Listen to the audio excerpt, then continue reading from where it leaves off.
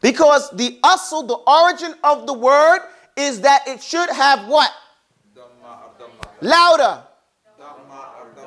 And I just want to make another note in Islamically. When I'm stomping my feet like this, I'm not doing that thing that some, kafirs, they knock on wood. They say knock, knock wood, right? That's not what I'm doing. I'm stomping my feet to gain attention to the point.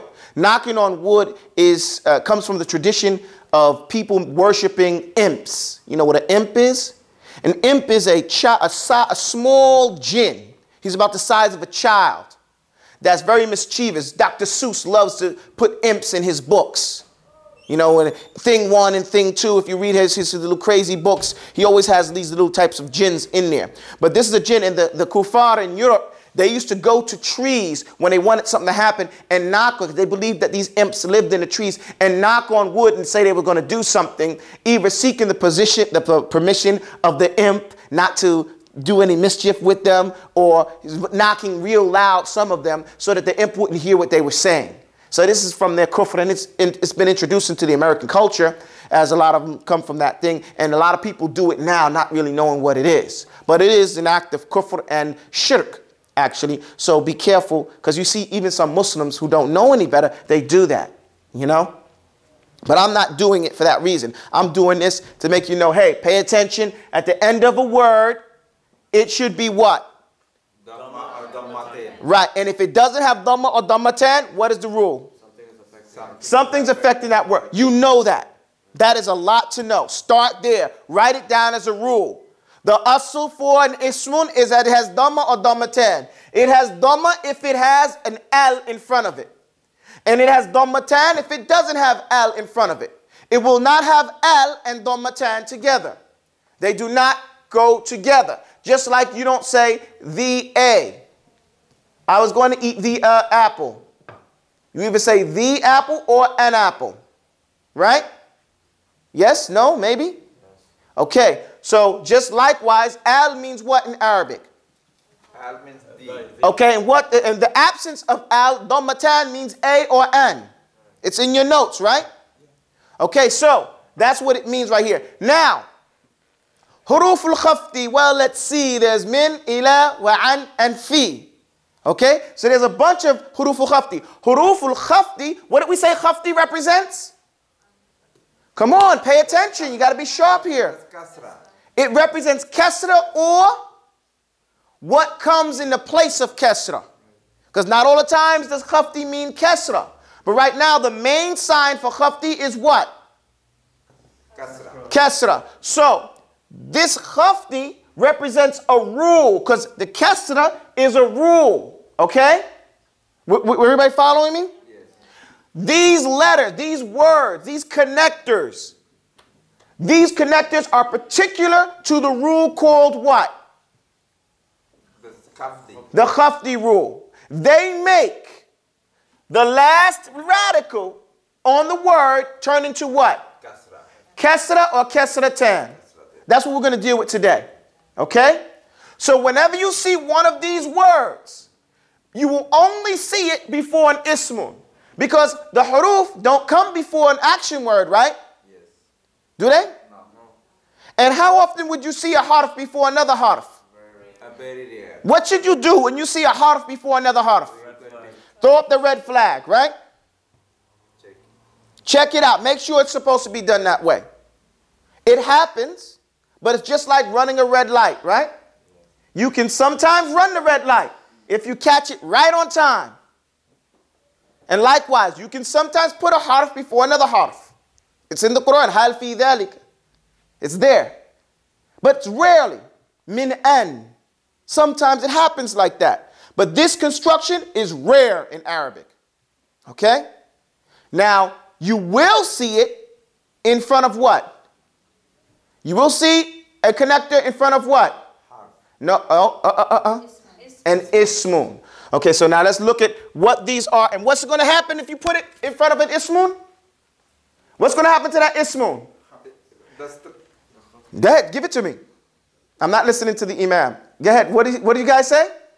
It's the rule of the harf khafti. What's going to happen to the end of the word? It's going to change it to Change it from what to what? No, it's going to change it from Dhamma and make it into a Kesra. Okay? A harful khafdi. You guys follow me? No, boy. Don't use that. Let me do this. A harful khafdi, a letter of khafdi. Here, use that. Thank you. We'll take a word that has a Dhamma at the end of it and change that Dhamma into what? Kesra or if Kesratan. That is what's going to happen when you use a harful khafdi. And that's what I want you guys to understand today. If you understand that, then we get past a lot of different things. And I'm going to tell you all the harful khafdi in the whole Arabic language, and you will memorize them. Okay? They're very easy. Inshallah, you will memorize them. So, it says, إِنَّ الْكَلَامَ عِنْدَنَا فَلْتَسْتَمِعْ لَفْظٌ مُرَكَّبٌ مُفِيدٌ أَقْسَامُهُ الَّتِي عَلَيْهَا يُبْنَى اسم وفعل فالاسم. So an ismun is known. فالاسم بالخفض. What did we say? Did you hear yourselves? فالاسم بال وبالتنوين أو دخول ال يعرف فقف ما قفاه. You memorize that line. Now let's go over it. So an ismun is known by what? Al-khafdi. Meaning that if you see a letter of khafdi before, or harful khafdi before a word, that word 99% of the time is a what? Ismun. Okay? Now let's learn what they are. So it says, فالاسم بالخفض وبالتنوين أو دخول الأل يعرف فقف ما قفاه وبحروف الخفض وهي من وحروف الخفض وهي من إلى it says من إلى وعن وفي من إلى وعن وفي وربا وبا وعلى وربا والباء وعلى والكاف واللام واو وتاء ومذ ومنذ ولعل حتى ولعل حتى. Okay, these are the huruf al-khafdi. Let's go over it. Min, ila, an, fi, rubba,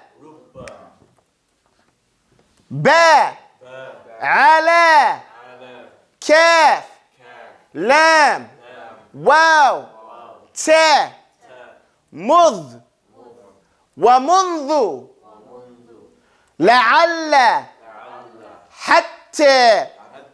Now I'll go over it with you. Min.